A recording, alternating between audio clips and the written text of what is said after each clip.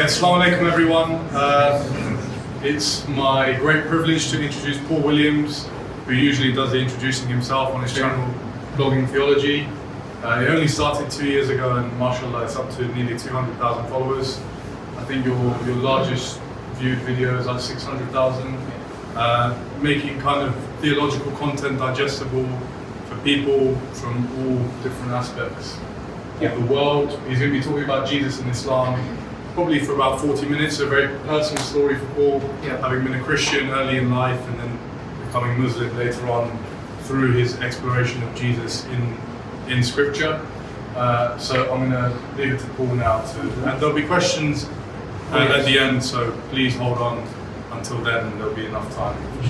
Thank you very much indeed. Assalamu alaikum to you, brothers and sisters. Good to see you. The Q&A bit at the end is my favourite bit, so I really appreciate tough questions, not these kind of, some really hardball questions would be welcome.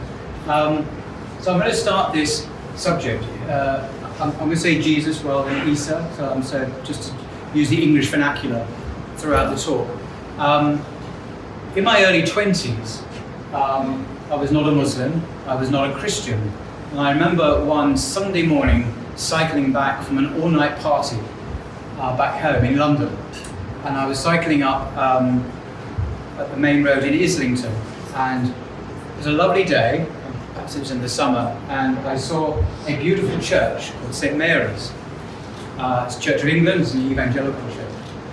And I like architecture, and so I thought I'd stop and look at this amazing edifice, this building, and I went in, the doors were open. I wasn't a Christian, and I just, for no reason, just went in. And I remember having an experience then which started my journey of faith, my spiritual journey, which led to today. And I went into the building. I can't remember there was a service going on, I don't remember who was there really, but because I encountered what to me seemed like a very powerful force. I can only use language which is inadequate, but so I'm putting it in language which doesn't really do justice to it. But I felt this overwhelming sense of love. And it wasn't from within me, it was external. It was very powerful, and it was unwelcome. I really was not expecting this. I just, going home, I just popped into this church. How nice, Gothic architecture. So this very powerful presence, and I actually couldn't take it. It was too much, and I kind of backed off and left the building. And me being me, of course, I went back the following week for a repeat performance, and nothing happened, of course.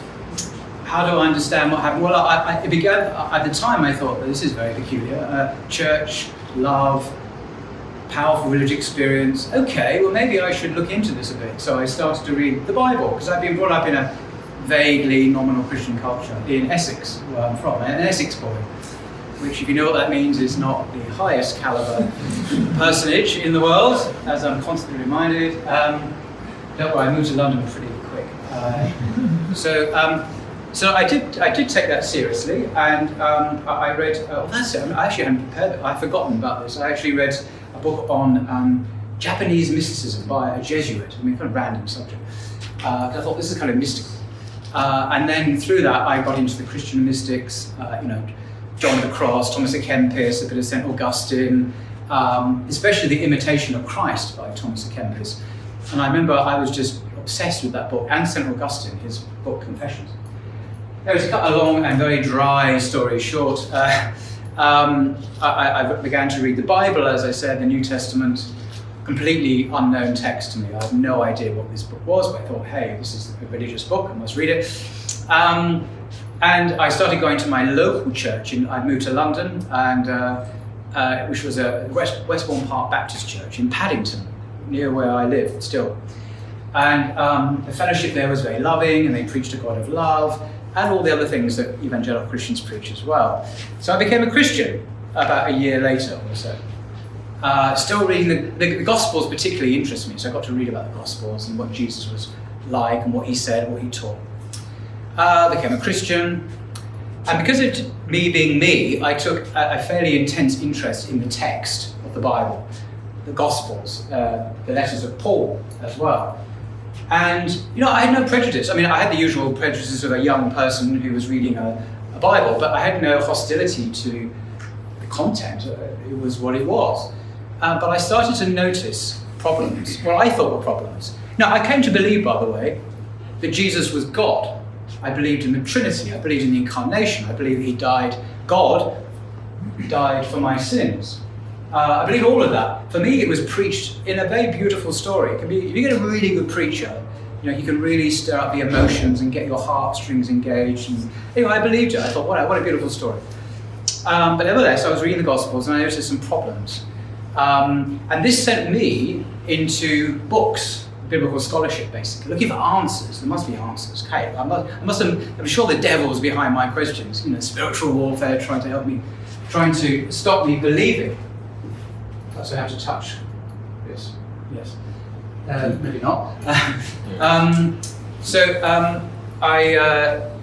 Nevertheless, I spoke to a couple of ministers, priests, about the problems I had. I remember one of them, a priest in London, an Oxford-trained scholar, I was told, and I went to him with my issue. And what is the issue? One of the issues, I'm not going to go into the details because it's a bit textual and a bit obscure unless you're really interested in this sort of thing. If you read the Gospels, it looks like, on the first reading, that Jesus, in Mark chapter 13, for example, and Matthew 24 and Luke 21, predicts the destruction of the Jerusalem temple in AD 70, which indeed happened. And then soon after, within the generation of people then living, the end of the world, the return of the Son of Man, and the end of all things, eschaton. I thought, hang on. This is 2,000 years later, and we haven't had the eschaton, so Jesus made a mistake. That can't be true. He's God. So I went off and read biblical commentaries, and I've read a lot of biblical commentaries since then on this particular chapter in Mark 13. And I discovered, to my horror, that this whole subject, it's called eschatology, apocalyptic eschatology, is a absolutely central aspect of New Testament studies, as taught here or in all universities, basically, in the world.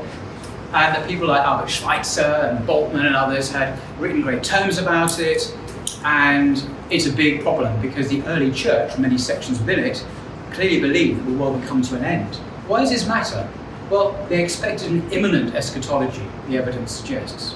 In other words, the world was going to end then, a couple of thousand years ago, but it didn't. And you don't have to be a scholar to know that it didn't end, because we're here.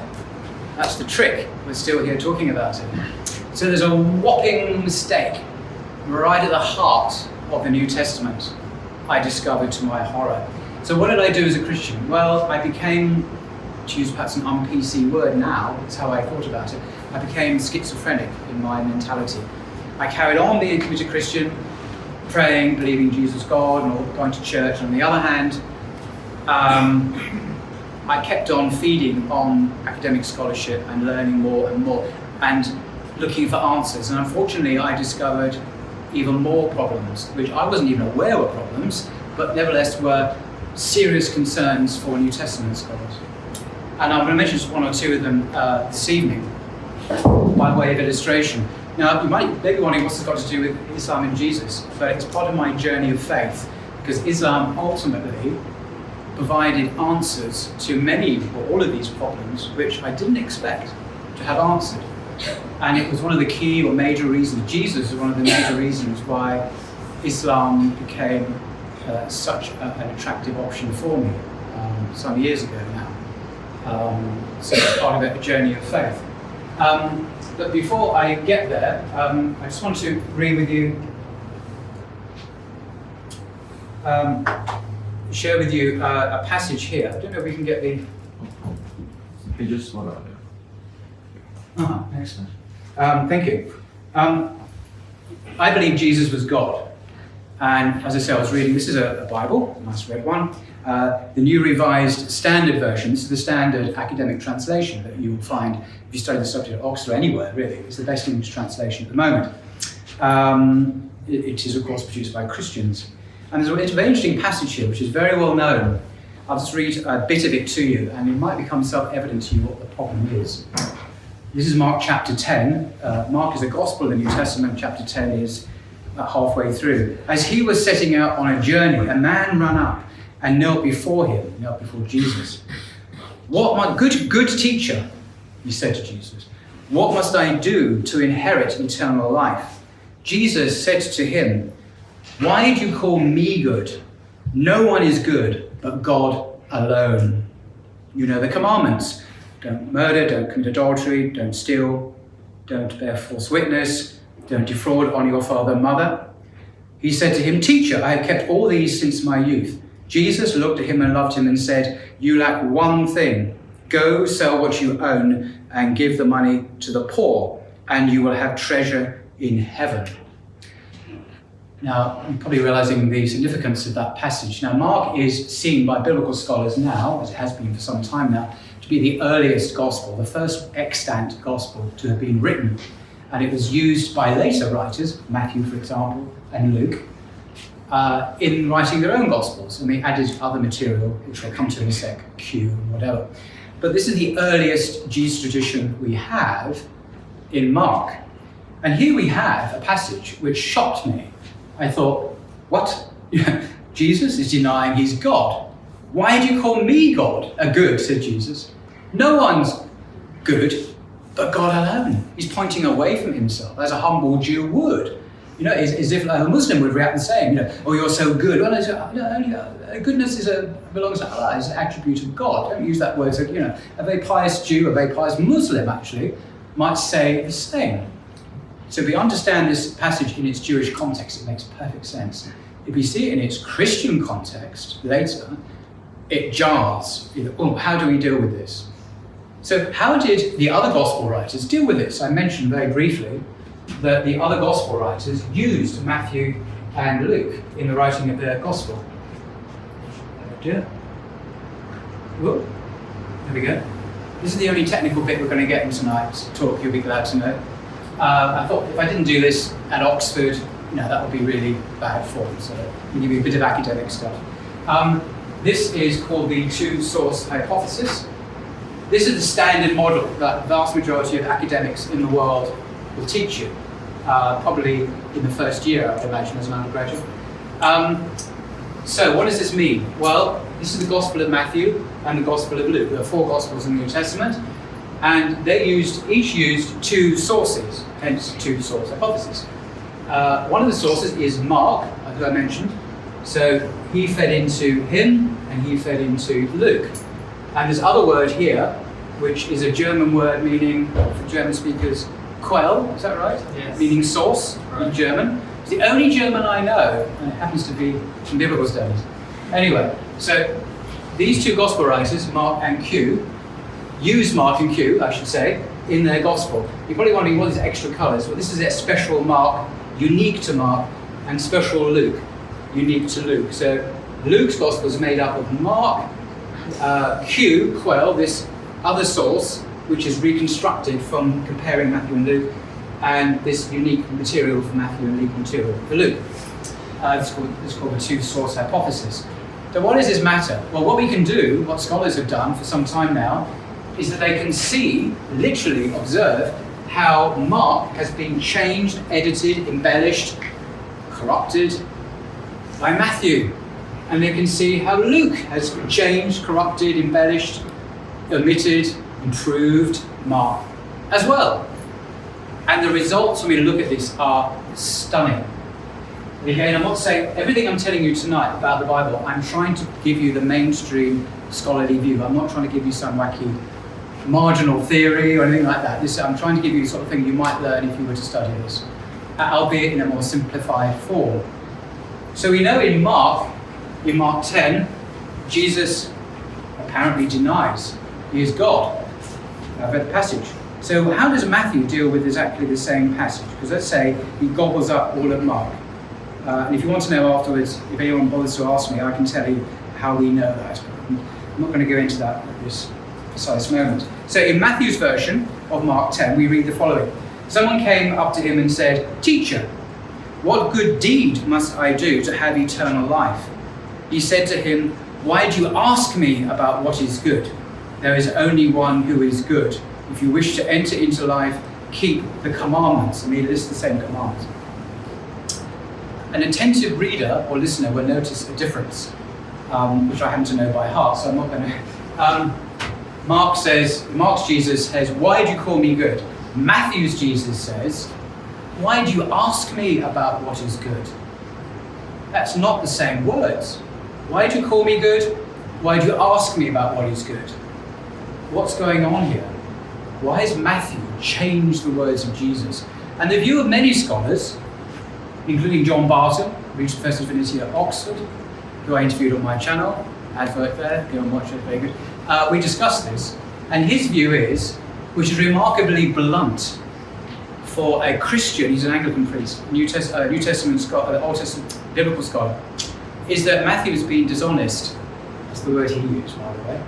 Why is he being dishonest? Because he's changed Jesus' words to remove the embarrassment of Jesus denying he is God. Embarrassing to who? To the church.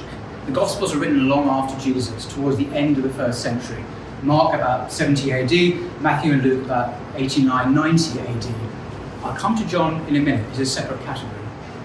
So Matthew has, it seems, and this is the standard view, because of the implications of Mark's Jesus, which is the earliest, changed Jesus' words to remove the embarrassment of a non-divine Jesus. And he's elevated his status. And this, in many other ways, Matthew has altered Mark to, as I say, heighten Jesus' Christology. In other words, his status, his nature, his ontology, if you like. I hope you can see where I'm going with this. So what do we have? And there are various hadith that speak to this even, where the prophet upon whom be peace says, do not do to me what the Christians have done to Jesus. I am just a man, just a messenger. One of the most remarkable hadiths for an ex-Christian like me. Obviously that's a Bukhari. I think it's a Bukhari hadith, certainly Sahih. So that, in a very quick nutshell, is the Gospels. Now, coming to John's Gospel, because I've left that out quite deliberately. John is by biblical, it's a standard view in scholarship now for probably over 150 years. John is seen as a very different kind of gospel. It's independent of those other three, the synoptic gospels. It tells the story of Jesus very differently. He speaks very differently. He's constantly speaking about the relationship with the Son and the Father. It begins, in the beginning was the Word was with God, the Word was God.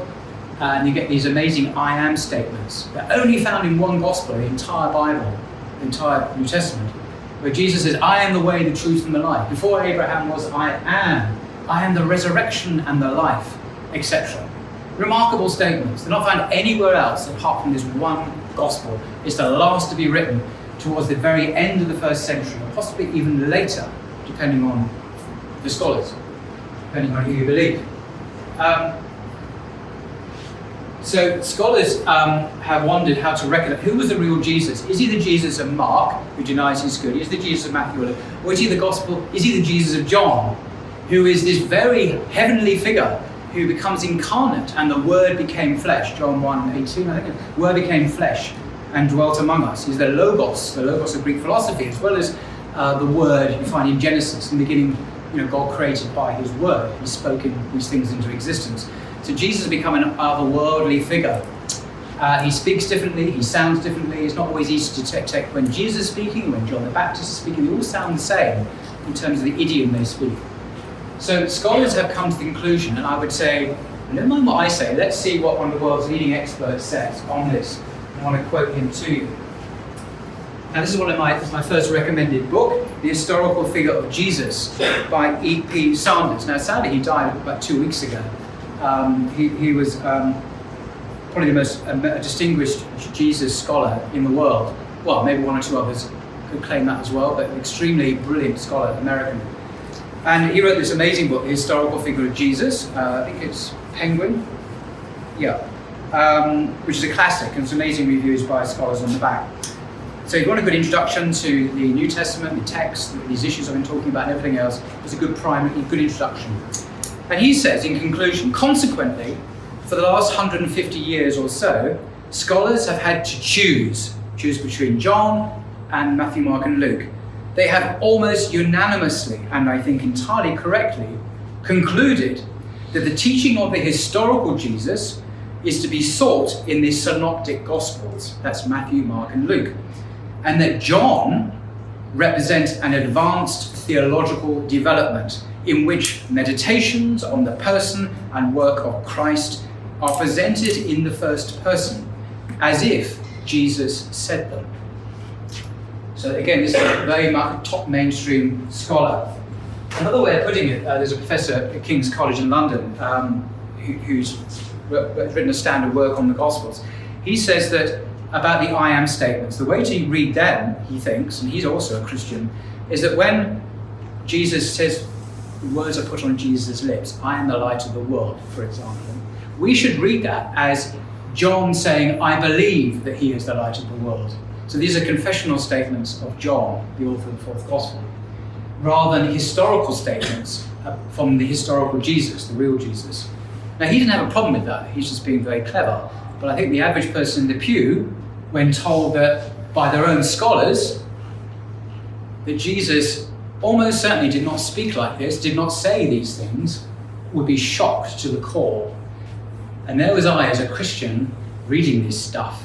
Can you imagine what it did to my faith? So I then understood myself again in those un-PC days. I saw myself as a disabled Christian. I couldn't walk properly. I couldn't walk in the Christian way.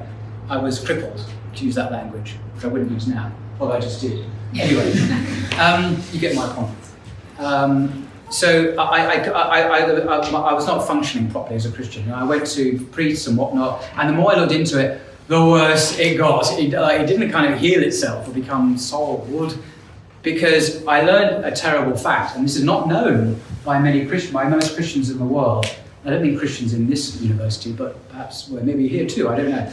But globally, on average, there is a huge gulf, a chasm between the man and woman in the pew, the ordinary Christian, so to speak, and the scholars, the ulama of Christianity. And what they know, I've been saying for years now, since the 19th century, is so different. What they have discovered, and they made some extraordinary discoveries about the Bible, are simply not known about by Christians in general. Why is this? I remember Bart Ehrman, the American scholar, asking this question. In fact, I asked him myself this question. He's written about it. And there are many reasons. One, priests, by the way, and ministers and pastors who teach these in these churches, they've been trained by these academics, like Wycliffe Hall here in Oxford, the Evangelical College. I've known about it for years. They train ministers. And the ministers know what I've just said because it's standard. And yet, what do they do when they get to their churches and they get to the little old lady in the pew, so to speak? And it usually is little ladies in the pews these days, unfortunately, because no one else goes, bless them. Unlike in mosques. Anyway, it's another story. The priests don't say anything. The ministers don't say anything. Why? Because maybe they're afraid to lose their jobs. I mean, let's be frank, because they're salary, usually. Or they don't want to damage the faith of, quote-unquote, simple believers. Very patronizing, but that's also probably an attitude. Or also, maybe they don't know how to communicate, vocalize these issues to quote-unquote ordinary people who are often very qualified in other areas. They may have degrees in engineering or chemistry or whatever. So there's a massive failure to communicate these facts to the average, so-called average Christian. And that's an intellectual and spiritual scandal, in my opinion. But that's not my problem anymore. I'm glad to say. Now another quick distinction. Let me just check the time. Okay, I'm going to have to speed on a bit, actually. Another thing I learned from my studies, and again, nothing I'm discovering is my discovery. It's out there if you want to discover it. Is, Muslims talk about the Injil. The Gospel, the Qur'an talks about the Injil. So God gave Jesus the Injil, or in English, the Gospel, the Evangelium. If you look at what that Gospel is in the Synoptics, so what did Jesus go around actually preaching? And you compare that with the Gospel that Paul, who's a guy in the New Testament who wrote letters to the Romans and Galatians and Corinthians and so on. You compare these Gospels, the same word is used in the Greek, Evangelium. They're actually quite different. In the earliest Gospel material, Jesus is not preaching about himself, he's preaching about the kingdom of God. He's teaching a message of spiritual and moral renewal. So don't be so concerned, like some kind of legalistic, was going to say Salafi, that would be unfortunate. Legalistic Muslim who, mustn't say that. No, it's unfair, because the Salafis I know are actually very nice people indeed.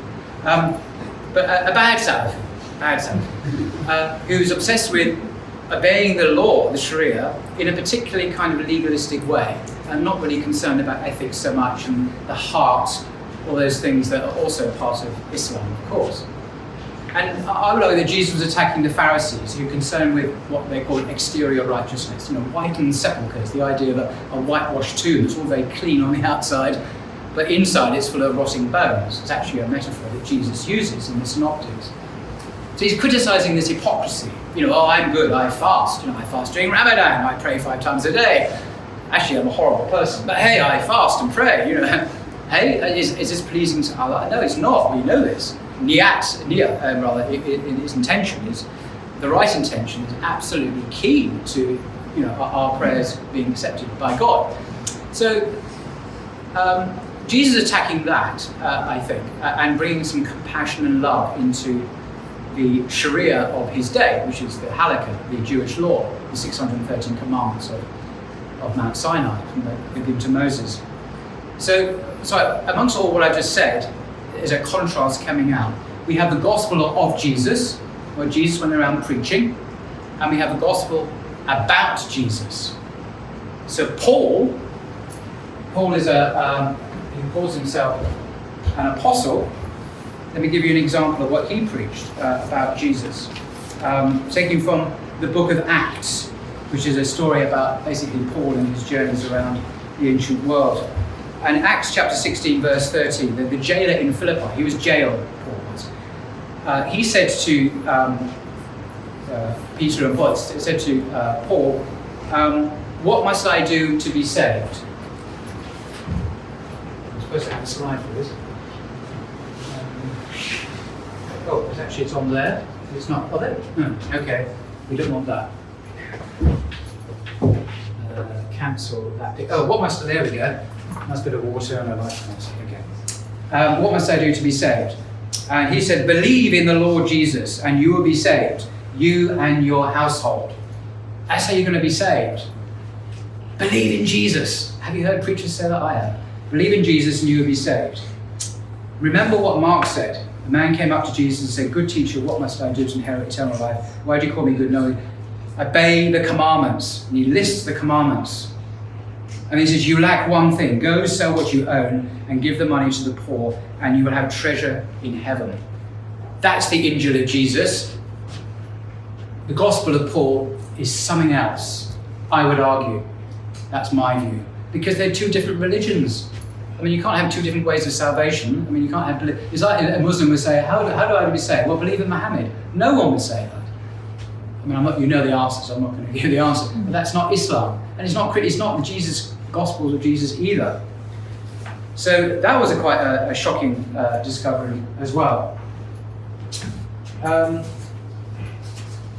What's the next slide? I've done that one.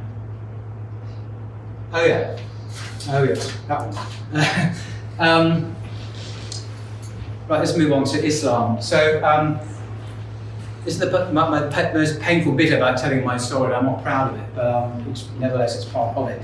I became, as a Christian, increasingly Islamophobic, fearful. I live in Maida Vale, it's in central London, near the Edgewood Road, and if you know that area, you may or may not, it's becoming increasingly Arabized, or what I thought was Islamized. Actually, a lot of these Arabs are Christians from Syria. Look, just because you're from Syria doesn't mean you're a Muslim, obviously, or even anything. You could be an atheist. Anyway, in my own head, I never actually, to my knowledge, manifested this in words or behaviour, but nevertheless, I was feeling increasingly alarmed. And I began to scare myself, as only I can do. So I decided to go to I don't know what possessed me to do this, but I decided to go to my local mosque and actually talk to the Muslims there and find out, what's going on, what do you believe? Just because I kind of knew in the back of my mind the media didn't always accurately report religious affairs. I knew that as a Christian. So I went to Regent's Park Mosque, my local mosque. I still go there now. It's where I said my Shahada. And I was a Christian, and I remember arguing and debating with some very patient Muslims. And I I read the Qur'an, or what I thought was the Qur'an, because it was an English translation, at least to get some sense of the interpretation and meanings of the Qur'an. And I discovered something amazing I didn't know existed, and it's this thing called Islam. I know. Which I knew nothing about. I mean, real Islam, not the Islam of the Daily Telegraph, or the Daily Mail, or Fox News, which is not quite right often. And this amazed me, because I also discovered something that I was really even more amazed about, is the life of a man called Muhammad, upon whom be peace. And that was a revelation and a half. I said, wow, this guy was, if I use that language, excuse me, was absolutely extraordinary. And his life, the seer of the prophet, was absolutely extraordinary. I we begin to recount it. You all know what it is better than I am sure. But I thought, why have I never been told about this man before? How extraordinary. So the question was he a prophet of God? So I don't go, okay, was he a prophet of God? And I came to the conclusion, reluctantly, that he was. Because if I knew about Moses and he didn't talk, and I knew about Jesus, and this man after them, said and taught pretty much the same things. I mean, he really did teach the similar things, hadith particularly, and obviously the Qur'an. By what standards of justice could I possibly deny that he was a prophet of God? It was just a no-brainer. But the inhibition in me was cultural, because I knew that I would cross over a cultural line from white middle-class English to whatever was that, Muslim. A minority. From being a majority, I become a minority if I was to embrace Islam. And of course I did, alhamdulillah. Anyway, I said my shahada, and that was the beginning of an extraordinary journey, and boy have I done some stupid things. Alhamdulillah, I've experienced some amazing things and learned so much. It's been a huge learning curve. I just wanted to read you this quote, which I lost. It's quite significant, in my journey. Now, Hans Kung, by the way, who just died also a matter of weeks ago, if you're German, you will know who he is. A very famous German academic, a thorn in the side of Ratzinger, who's otherwise known as Benedict XVI, who died recently. A much more liberal, even pro-Muslim, actually, voice in the German church. Although he's Swiss, to be technical, but he's also very popular in Germany, the German-speaking Swiss. Very charismatic figure. He ended up teaching theology at the University of Tübingen, that's a great university, isn't it? It's an amazing university. Anyway, he wrote a book called Islam, Past, Present and Future, reviewed somewhat critically by Abdul Hakim Murad at Cambridge, I hasten to add, but anyway. And he said something very interesting, which is key, I think, to my own personal journey. So Hans Kung, who's a Catholic priest, by the way, said, and theologian, lines lead from the very earliest, the very first Jewish Christianity to the 7th century, indeed to Islam. The analogies between the Quranic picture of Jesus and a Christology with a Jewish Christian stamp are perplexing. He says, an interesting choice of words, perplexing. Me, it's alhamdulillah, perplexing. Well, that's amazing. Anyway, these parallels are irrefutable and call for more intensive historical and systematic reflection. And this is a very academic way of pointing to an obvious truth. That if you look at the earliest Christianity, this is anachronism because Christianity didn't exist in Jesus' time, that was a later thing. If you look at the earliest believers in Jesus, what are we talking about? And I can go into the evidence in Q&A if you want, but just very, very, very, very briefly. They believed that Jesus was a man. They believed he was the Messiah. They believed he was sent by God. They believed that God worked miracles through him. They believed that he was a great teacher, and they believed he was just human. Stress. That was some of the key aspects of the kerygma, as it's called, of the earliest Christians. And they were Jews. They weren't like us today. I mean, like the vast majority of Christians today are not Jews. And if you look at the Christianity anachronistically, of the earliest community, and you look at the Quranic picture of Jesus, who is Jesus in the Quran? He's a man, underlined. He is a prophet. He's sent by God. He does miracles by God's permission. He is the Messiah. And he's born of the Virgin Mary. That's also an early Christian belief. And he was not God, as I've already just said. So the analogies between the Qur'an and Jewish Christianity are perplexing. For him, of course, is a problem because he's a Christian. And we must do more intensive study. Yeah, okay. Study away. But the evidence is there, it's clear. In a sense that I would now put it, you can say without being in any way anachronistic that Jesus was a Muslim prophet, actually. A Muslim understood in the correct Quranic sense. I don't mean in the sense of post-Muhammad, if you like. I mean in the generic sense of a prophet who submitted his will to God. And there's plenty of evidence that Jesus did that. Quote endless verses in the Gospels. So Jesus is very much at home in Islam.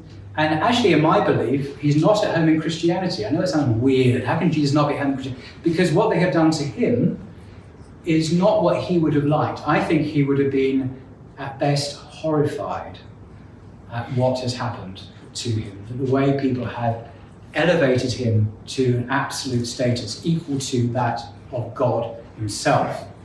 Why do you call me good?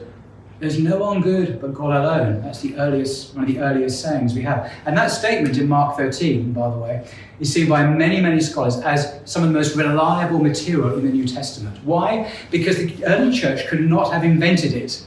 Why would the church of the 60s, 70s, and 80s have invented a saying like that, which is so contrary to the beliefs of the second generation Christians who produced the Gospels? Why would they credit Jesus with statements which are clearly against their own creed? So this is called the criteria of dissimilarity, one of the criteria that scholars use. So it's very, very likely to be authentic. And if it's very likely to be authentic, in my view, that puts a fundamental question mark against the whole of the Christian understanding of the Trinity and Incarnation. And the time is 1:45, very conscious of the time.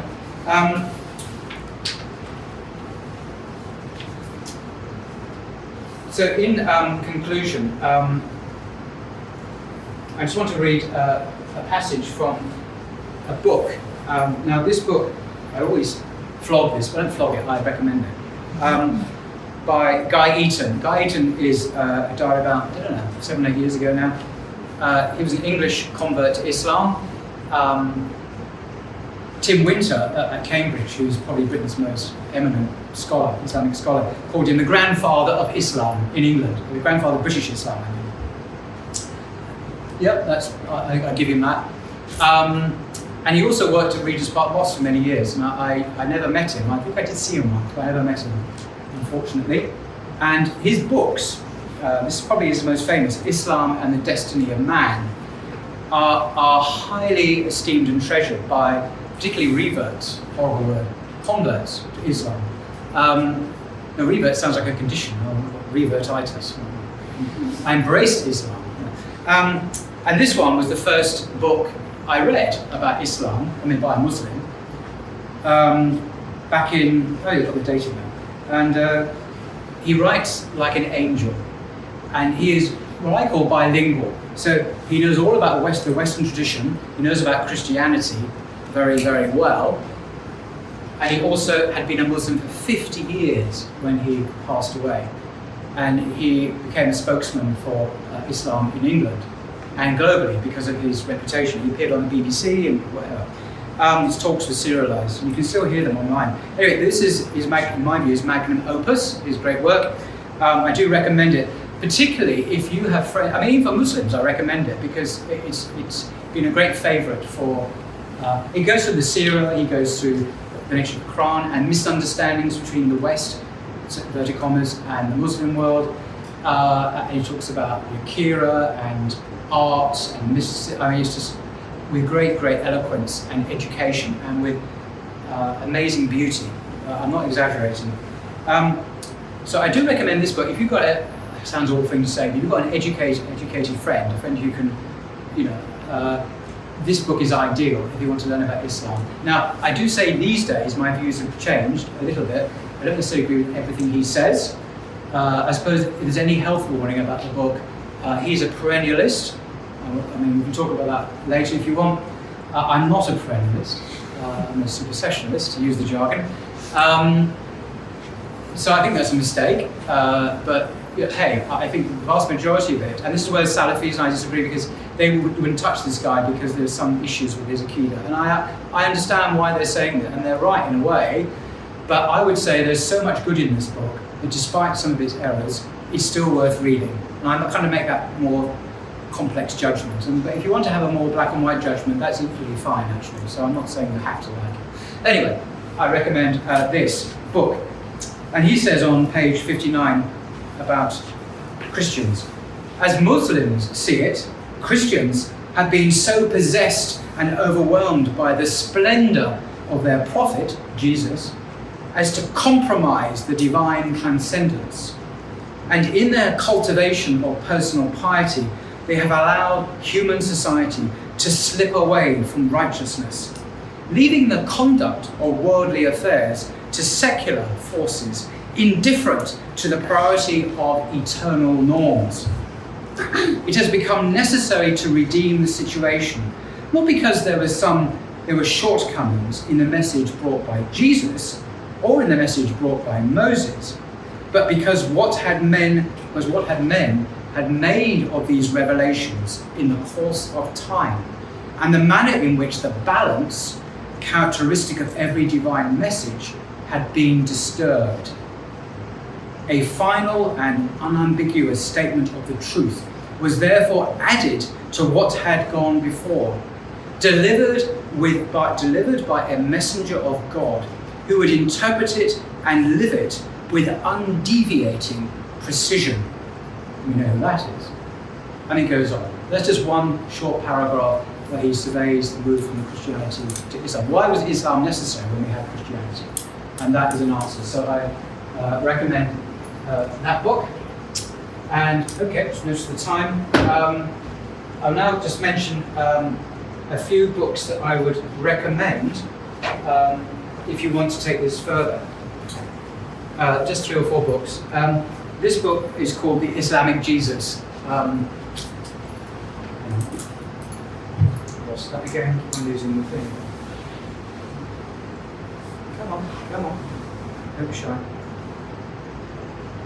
Okay, it's for some reason it's not budging. Anyway. What? Oh, okay, it's wanting me to join things. Not here. Join things there. Anyway, it's the matter. Islamic Jesus by Mustafa Akyol, who I've had the pleasure of interviewing on Blogging Theology, about this book. I will say as a kind of caveat, he has a number of beliefs, nothing to do with this book, which I don't agree with. He's an American person who's associated with a more liberal modernist tendency. I park that on one side because I don't think that has affected this book at all. In fact, this book is excellent, in my view. Is how the king of the Jews became a prophet of the Muslims, the Islamic Jesus. And if you want a pretty scholarly exposition of the Muslim understanding of Jesus, the Quranic Jesus, Islamic Christology, the Second Coming, what Jesus can teach Muslims today, etc., I really recommend this book as a good entrance. And at the beginning of each chapter, he has some wonderful quotes. I like this one from another German scholar. Germans feature a lot in me, I don't know why. By a German professor of religious history and philosopher, is it Hans Joachim Schweppes? I probably mispronounced that. Anyway, here is a paradox, said this German Christian, of world historical proportions. Jewish Christianity, indeed, disappeared within the Christian church. The original Jewish Christianity disappeared, but was preserved in Islam. Wow. So Islam continues a heritage, if we look at it in secular terms, of the earliest Christian beliefs. I think that's true. Anyway, the Islamic Jesus, I recommend that. I haven't touched on the crucifixion issue. We have Q&A, we can discuss it then. But there's one book that I know of in English, I think it's the only book that's ever been written on the crucifixion and the Qur'an. It's a study in the history of Muslim thought by Todd Lawson. I know some of my friends have actually read this as part of their studies at the East University. He's a professor at the University of Toronto, where my friend here is a student. This whole book is dedicated to discussing this verse, one verse in the Quran. I think it's chapter 4, verse 157. You know, he wasn't crucified. It would appear to them that he had been crucified. He was raised to God. I mean, I won't go into that now. I don't have time. I wanted to, but I just don't have time. So this is probably the best single English work on the subject of what's going on in that, but the different interpretations that Todd Wilson talks about in Islamic history. If you want a more general introduction to Christian beginnings, from Nazareth all the way up to the Council of Nicaea, called by Constantine, of course, in the 4th century. This excellent book called Christian Beginnings, from Nicaea, from Nazareth to Nicaea, by Giza Vermesh. Giza Vermesh was, you might know, a professor at some university called Oxford. Oh, that's here, isn't it? Yeah. Professor at Oxford in Jewish studies. And he had an interesting life. He was Hungarian Jew and converted to Catholicism in Hungary in the 1920s. And sadly, even converting to the Catholic Church didn't save him from Hitler. So he escaped from Nazi-occupied Austria, obviously, and ended up here, literally here, at this university, where he was a professor of Jewish studies, and he became the world's probably leading, well, he was the world's leading expert on the Dead Sea Scrolls. He translated them into English. He was fluent in Aramaic, and Hebrew, and English, and Greek, and you name it, he was an expert. So that's what he's associated with his fame. But he's also a Jesus scholar of the highest order. And this book looks at Christian beginnings. So his understanding of what happened historically, how Jesus became the second person of the Trinity, the Son of God, is very Islamic, actually. I mean, he's Jew, he's a Jewish guy. He left his Catholicism, by the way. He left being a priest and went back to being a Jewish believer. But anyway, his reconstruction of what really happened is very compatible with Islamic understanding of Christianity and Judaism and Jesus. And lastly, is one of my favourite books. This is a bit niche, this, but it's really important. It's called The Brother of Jesus and the Lost Teachings of Christianity. Now, we haven't been, the Brother of Jesus referred to here as a guy called James, or Jacob, or various kind of versions of that. And amazingly, all the historical records are very clear that after Jesus disappeared from the scene, was ascended into heaven, who was the leader of the church in Jerusalem? Everyone said, oh, it's Peter, the first pope, or whoever. But actually it was James. How do we know this? There's lots of evidence. I'm not going to go into this now, although it's available. And James was head of the Jerusalem church until probably 1960-ish, when he died, or he was murdered. So for decades, he was the head of the church. And James's faith, James's Christianity, was very different from that of Paul, according to our evidence, about what he believed about his brother. Did he think his brother was God? No. Did he think by believing in his brother you become saved? No. What was James? He was a Jew. I mean, he was a practicing Jew. He was an Orthodox Jew. He didn't eat pork. He didn't agree with Paul that you could eat anything, like Paul says in his letters. No, you don't eat stuff that's not kosher or not halal, etc. I can go the whole list. Now, I'm not making this up. The evidence is there, and I'm not going to go into it, I don't have time. Anyway, this book I recommend by a guy called Jeffrey Butts. He's an ordained Lutheran minister and a professor of world religions at Penn State University in the States. So I recommend, it's actually very readable, and he draws on a lot of recent scholarship to talk about this issue. So James was the first leader of the church, not Peter, as the Catholics would have you believe. And that's just history, that's not prejudice. Anyway, probably said enough, so I'll leave it there.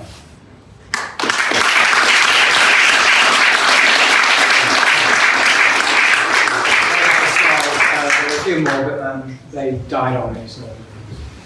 Oh, sorry. No signal. Yeah, I know what he feels. So. Great, yeah. Q&A? Yeah, we'll go into the Q&A. If anyone has questions, please just raise your hand. Yep. Oops. Stand up if you like.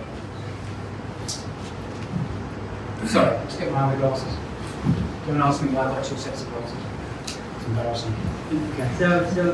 So you mentioned, so a lot of Muslims in talking about this time of Jesus like to sort of appeal to the secular scholars like Barton, for example, and say that the historical Jesus fits much more close to Quranic Jesus than to Jesus in the New Testament. Yeah. But then if you look at the issue of the crucifixion, it would seem that secular scholars agree with the Bible and not with the Qur'an, which seemingly denies Jesus' crucifixion. So could the hypothetical Christian apologist not accuse the Muslims of essentially picking and choosing when secular historians are credible and when they're not credible? Excellent question. One that occurs to many people, certainly to me over the years. The very, very short answer to that is I had an amazing interview with Professor Ali Attai from Zaytuna recently, 3 hours long.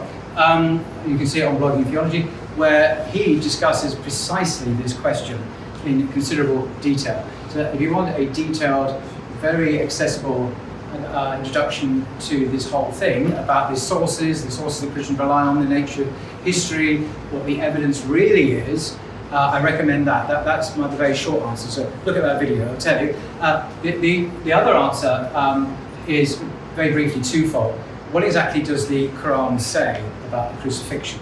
And just to very briefly summarise, before it denies the crucifixion, it's castigating. If you look at the verses beforehand in the 4th surah, it's castigating the Jews for rebelling against God by killing the prophets and by speaking terrible things about Mary, the mother of Jesus, accusing her of various things, and for in their boast that they had killed the Messiah, Jesus.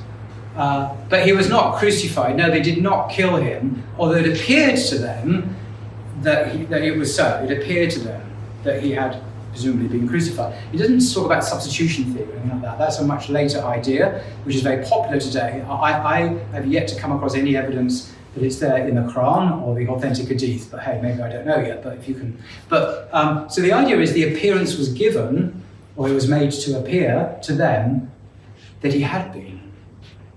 That's the first thing. So we shouldn't be surprised that there's an echo of that belief in history, although they dispute about it. The Christians are arguing about this, and the early Christians did argue about it, what really happened to Jesus. And some of the Gospel of Peter, have some very strange stories about the crucifixion, and some early Christians deny that he was crucified at all. This is in the 1st century. But an answer I find interesting is, when we look at our 1st century sources, do we have any first-hand eyewitness testimony to the alleged crucifixion of Jesus anywhere? I mean, seriously, do we have any eyewitness testimony? The short answer is no. But how can that be? We've got the 4 Gospels. Okay. Then you have to go into the whole thing. The 4 Gospels are not eyewitness testimony, according to virtually everyone. They're second-generation accounts by people who never met anyone from the first, hadn't met Jesus at all. They weren't there. Matthew wasn't a disciple. This is a later designation, that name. And same with John. It's not by John. It's a complex story, but these are not eyewitness accounts. What about Paul? Much earlier, Paul does talk about the crucifixion of Jesus. Okay, had Paul met Jesus ever? Let alone the... No, he never met Jesus. Okay, so he's not an eyewitness. He never met Jesus at all. So what are our primary... Because if you're a historian, you want primary evidence. What is the primary evidence? Where is it? Well, there actually isn't any, actually. I mean, this is something that Professor Ali Attai brings out. There's no actual eyewitness testimony to anything, crucifixion. And even in Mark's Gospel, the earliest, when you look at the crucifixion story in Mark, written in the second half of the 1st century, it says that all of Jesus' disciples, just before the crucifixion, what happened to them? They all scarpered. They all ran away. And the people who remained were some women, quote unquote, who saw the crucifixion at a distance. In fact, at a distance is the language the NRSV uses. So they saw what they thought was crucifixion at a distance, some women, but not the disciples. They weren't there. And this is a second-generation witness. So when you actually burrow down, you don't actually have any eyewitness accounts of Jesus' alleged crucifixion at all. That's interesting, because you think there were. 1 and 2 Peter, the letters attributed to Peter, were not written by Peter. They're forgeries. It's not me saying this. This 2 Peter is almost universally seen as a forgery. It claims to be eyewitness to Jesus' ministry, and yet it's almost universally seen as a forgery. And yet it's first-person testimony. In other words, it's a fake. So you're dealing with evidence that's not as solid as you think. And I think that's part of the answer I will give. that the axiomatic nature of the crucifixion kind of crumbles away once you actually interrogate the historical material. It's just not really there. And we have the evidence from the Qur'an, of course. But anyway, so that'll be kind of the way. But watch Ali Attai's video if you want the long-winded answer. Yes. So, Very nice on the floor.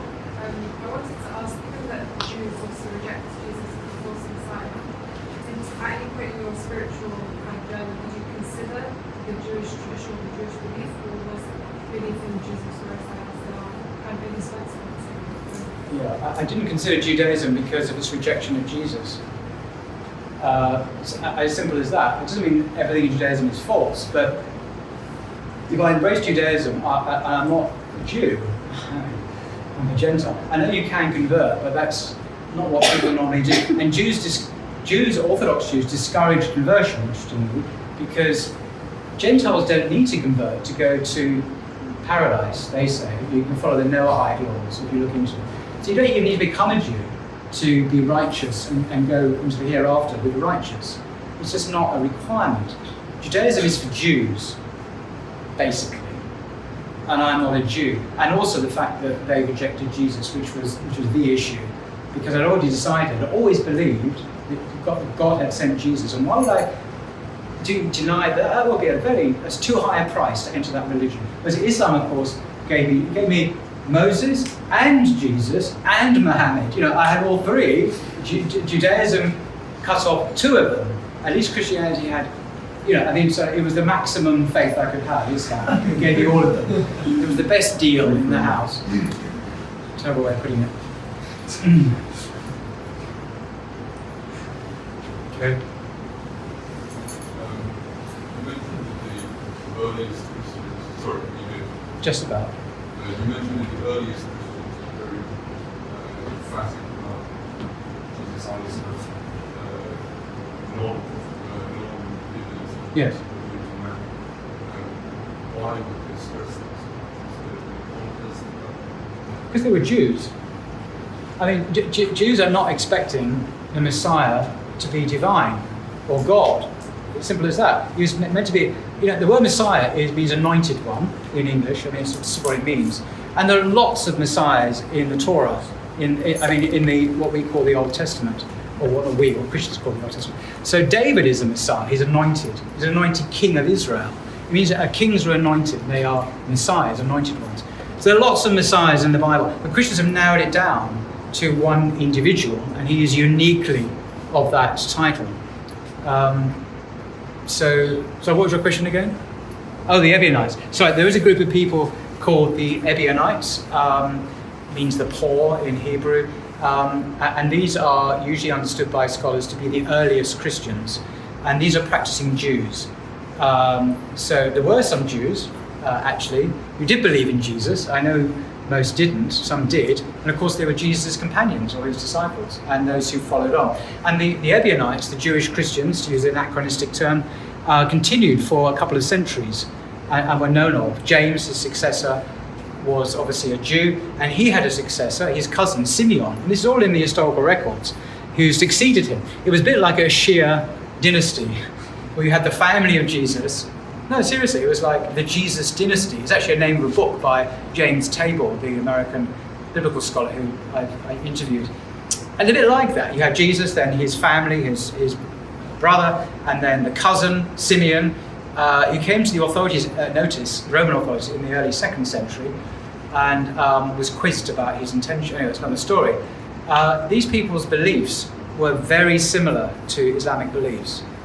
The difference obviously was that they just believed that their prophet had been sent for the Jews, not for mankind. So they were awaiting another prophet in that sense, who we obviously know about. So, is that sort of? Well, I mean, there is also previous sort of society. Yeah. They also have divinity. No. This is a purely Christian. No, this is one of the great innovations of Christianity, is to attribute divinity. There is a complexity here because in the ancient Greco-Roman world, the language of divinity was much more promiscuously used. So if you read like Philo of Alexandria, the Jewish biblical scholar in Alexandria, he is a Jewish biblical scholar, and philosopher, heavily imbued with Hellenism, Greek philosophy, Aristotle, Plato, etc. And in his commentary on Genesis and Exodus, he calls Moses God.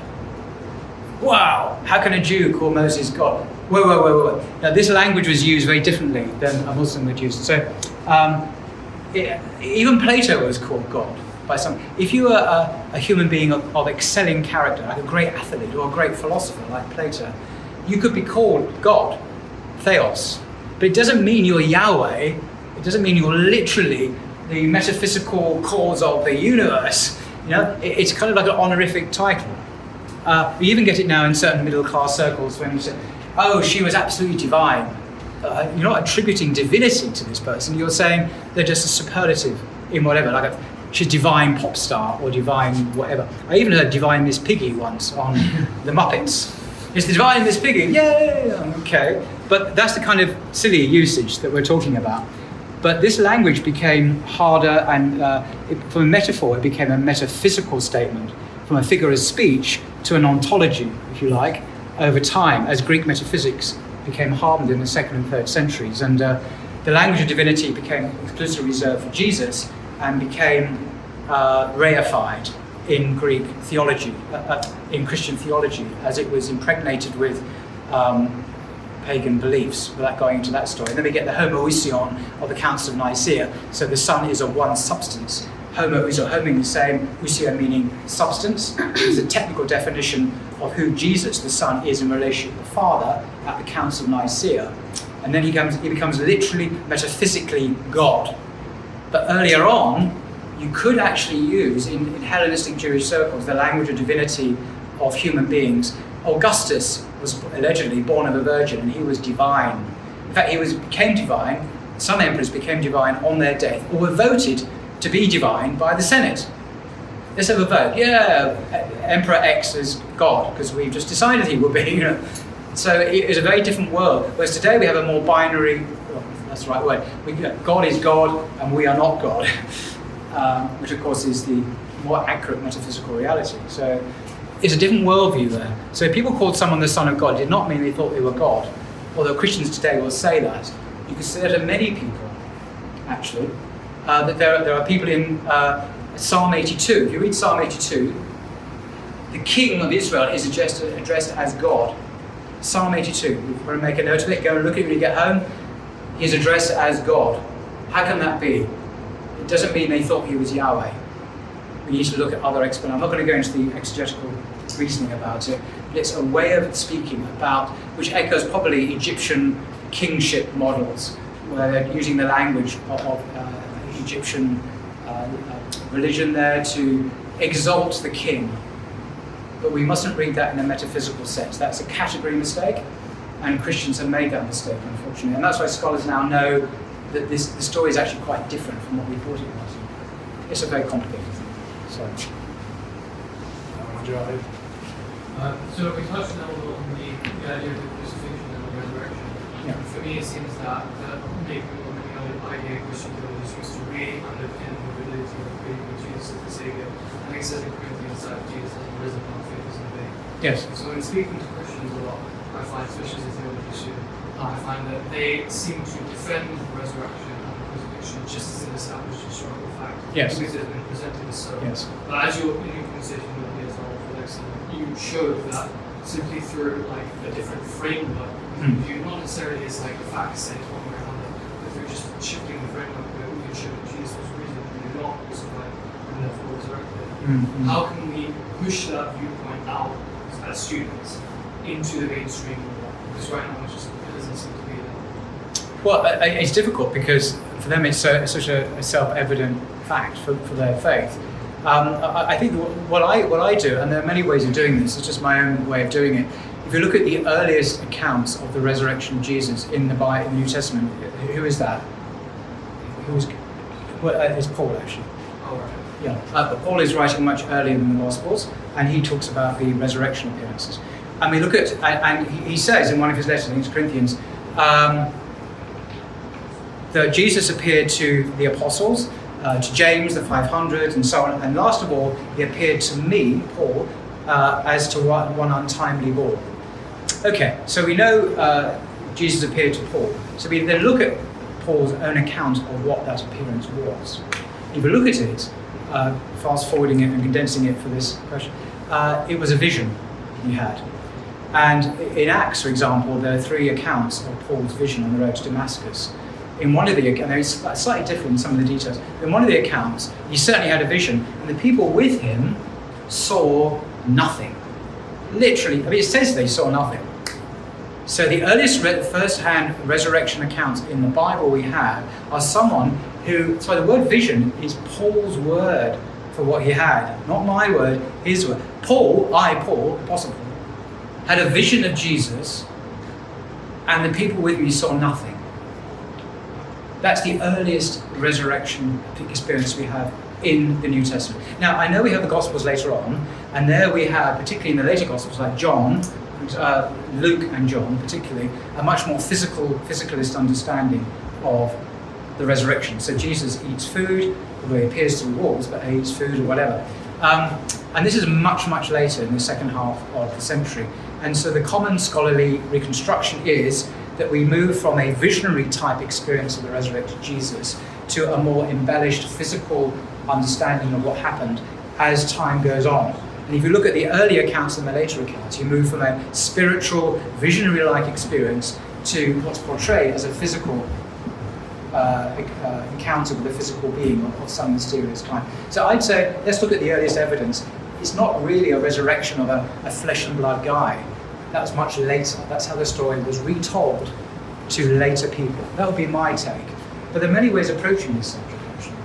So he came over to show like a development from a lower yes. Yeah, the evolution of Christology and the development of the resurrection story. Also in the Gospels themselves, you get a much simpler story. But the earliest Gospel we have is Mark. You know about the resurrection appearance in Mark? Well, exactly, there isn't one. There isn't one. No, the earliest the earliest Gospel does not have a resurrection account in it. Really? Yeah, go and check it. Mark. Open up your Bibles. And if you find those little stories at the end of the Gospels, check them out. They were added on in the 2nd century. You learn this, you may know this. You learn this. They're not part of the original Gospel. Because people realized pretty early on, there's no resurrection stories in our earliest Gospel. We better add some on. And they did. 4 of them. And they were 2nd and 3rd century. There's several of them. And many Bibles, including my Bible, I'll see a little parenthetical disclaimer. These are not part of the original Gospel. They were added later by unknown scribes, which is true. So you've got to keep those away as well. So you go on to the later Gospels, and finally you get the issues. But even then you get a development from Matthew embellishes the story more, and then John embellishes it some more. And it's not as simple, clear cut as these Christians often claim. And educated Christians, biblical Christian scholars, know all this, by the way. It's not my discovery. This is commonplace. But again, the gulf between the scholars and the laymen is massive. And all I'm doing is echoing Christian scholarship to how can you do that? Well, a lot of it's very good. They're honest, the scholars are. Salam.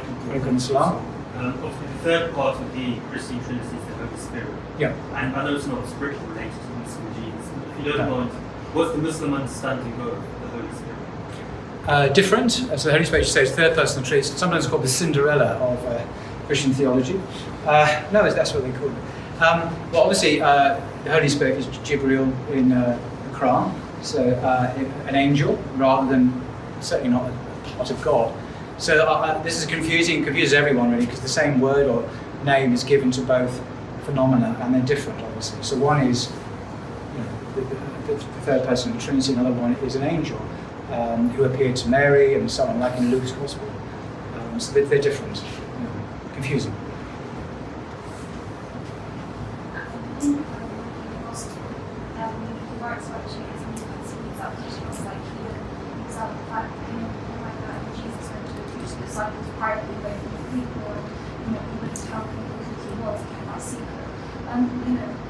I think that's in Mark. The Messianic secret is in Mark. Yeah. And arguably originally meant to be accessible. So why do you think he purposely left out details about Jesus? Sorry, who? Mark? Yeah. What? I don't know. Mark, we're here. I mean, it's interesting, Mark, the earliest gospel, doesn't have a birth narrative, it doesn't have a virgin birth, it doesn't have a resurrection either. It just starts, the gospel starts with just a short bit about John the Baptist preaching in the wilderness, and then you get the ministry of Jesus as an adult, and then you get this intense kind of year or so, chronologically, of Jesus' life, going around doing miracles mainly, and a bit of teaching, not much.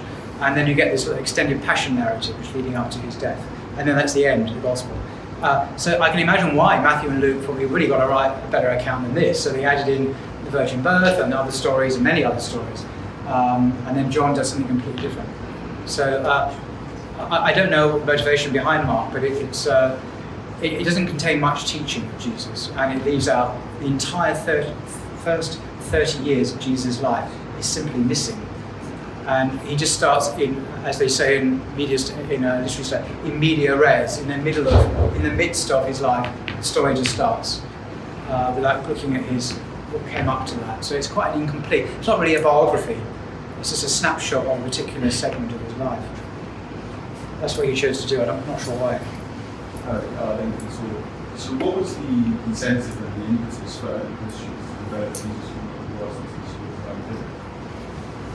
That's an excellent question, and the best answer I can think, seriously, that is Giza Vermish's book, Christian Beginnings, because he traces the historical story, the trajectory from a Jewish prophet to a Gentile God, and it's a fascinating story. And I mean, in a few sentences, not doing it justice, of course, is you look at the progressive Hellenization and paganization of Christianity once it moves from its indigenous Palestinian Jewish context, where terms like Son of God, for example, apply to just regular human beings. David's called the Son of God. Adam's called Son of God, by the way, in Luke chapter 3, in the genealogy, going back to Adam. He's called, and Luke, the Son of God. So it could be anyone who was a righteous human being.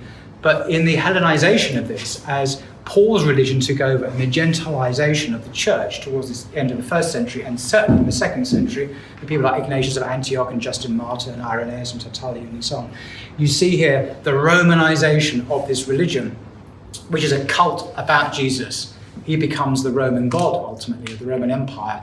That's not how it was in the beginning. If you look at the evidence, Jesus was not a Roman God. He was a prophet. I mean, he behaved like a prophet. He even says he's a prophet, actually. There are passages in the Synoptics where he refers to himself as a prophet. But how many Christians today would say, Jesus, yeah, our prophet? No one says that. And yet that's what he called himself. He never called himself the Son of God. He used his most common self-designation was this mysterious term, the Son of Man. And that's a whole raft of scholarship, very complicated. But Giza Vermish has written eloquently about it. What does Son of Man mean? It doesn't mean God. Whatever it means, it doesn't mean God. It probably means human being. Sorry. Two more questions. Two more questions. Thank you, Peter. So my understanding is that in Islam, Jesus is seen as the Messiah of the Israelites, and some stories in the Gospel of the encounter of the Canaanite woman seem to align with that. Yeah, Matthew chapter 15. So what do you make of those passages in the Bible where, like at Pentecost, or like when Jesus allegedly says, go forth and baptize the nations in the name of the Father and so on and so forth. Gosh, that's a huge can of worms. Okay. What's the incentive to evangelize the Gentiles? Like, Yes. Well, this is the question that was discussed at the Council of Jerusalem in Acts 15.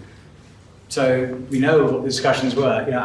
Can the Gentiles become part of this Jesus movement? And if so, on what terms? Do they have to become Jews, actually, to become part of a Jewish movement?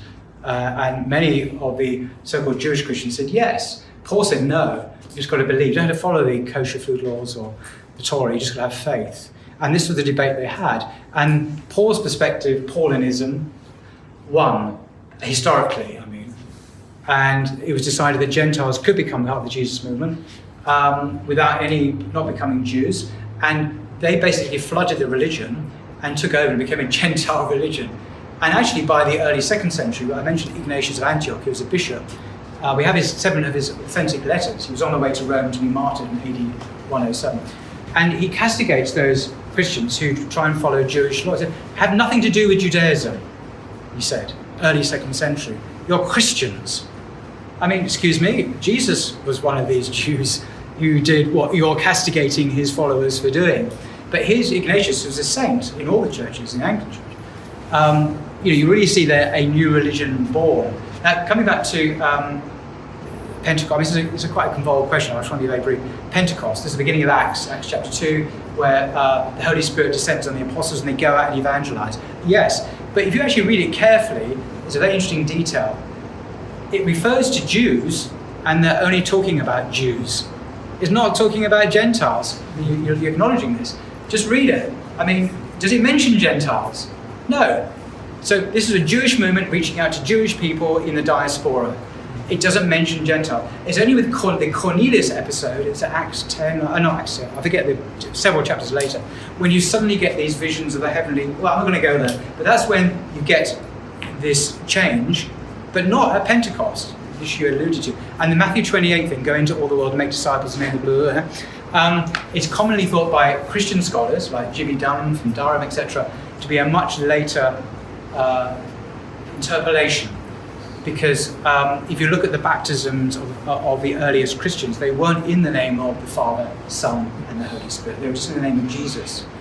So this looks like a late first century creed that was retrospectively added in and put back into the ministry of Jesus, but is not historical. And that's the view of Christian scholars, by the way. It doesn't add up when you look at the historical context. This is an anachronistic reading back into the ministry of Jesus. So that's kind of the academic answer. In brief. Just one more? From the back. Sorry. Thanks for the talk. I wonder what you make of the vision in the book of Daniel that Jesus quotes in Mark's Gospel. The vision of that? In the book of Daniel. So Daniel sees this vision and says about this man who comes before the Ancient of Days, yes, and is given authority over this sovereign power, yes, worship, and his dominion. Yes. Jesus quotes this, and then the Jews yes. stone him. Well, they don't stone him. No, that's not how he ended his life. Crucified him for blasphemy. Did they? Okay. Well, firstly, it was the Romans that allegedly crucified him, not the Jews, and it wasn't for blasphemy. They didn't care if a guy called himself God. It didn't really matter. They weren't concerned about people calling themselves God in the Roman Empire. No, it's a good question. Okay, this is a technical question about, there are various levels of answer there. There's Daniel 7 itself, which the passage is alluding to. The Son of Man figure in Daniel 7, if you read it, because Daniel is asked to interpret what that passage about one who approaches the Ancient of Days, and he himself gives us the key to understanding what that means. It's a vision that Daniel has. And we're told explicitly by Daniel, I think it's verse 28 or thereabouts, that this is Israel. This is a metaphor. It actually decodes this vision. So it's Israel who approached the Ancient of Days. Ancient of Days, of course, is God. It's a way of talking about Yahweh, of course. So it's nothing to do with the Messiah. This passage in its original context is to do with Israel approaching God, and God gives them, the Israelites, dominion and power and authority. It's a very supremacist Jewish passage, actually, when you read it in its historical context. So that'll be, if we're looking at this passage in its historical context and doing exegesis, rather than simply reading it through a later Christian lens, because it's Mark we're reading it through, we can't just assume Jesus said that. That's too fast. We need to see a distance from Jesus and the later Gospels. They're not one-to-one. The Gospels are not historical reportage in the way we understand that today. And that's not my just idea, that's the opinion of virtually all scholars, most of whom are Christians, by the way. So originally it had nothing to do with Jesus or Messianic figure, it was to do with Israel itself. Secondly, you refer to the trial, I think it was the trial scene where the Son of Man. This is very difficult to interpret, but I would say this, that whoever the Son of Man figure is, for Mark, he approaches the Ancient of Days as a separate person who is God. So we can establish here, in terms of the relationship between this figure and God, is that they're not the same. We have a figure other than God approaching God. So this figure is a non-divine being, it's not a non-Yahweh figure. So automatically that is not Christian theology, traditional Christian theology. It's like Unitarianism or whatever. So I would go down that pathway of deconstructing that by questioning the passage's Firstly, it's not necessarily Jesus speaking, and even then, the passage itself speaks of a non-divine figure, i.e. Israel, approaching the Ancient of Days. It's a complex passage, and but I know how Christians use it, but they assume too many things too fast about the passage. I'm going to slow down, let's look at it. What's it really saying? That would be my initial response. For the questions, can be asked. Yeah, so you can come up to Paul if you have any questions after, hopefully, and if not, then you can pass them on to me and hopefully we can get you some answers. Perhaps one more round of applause, because I think that's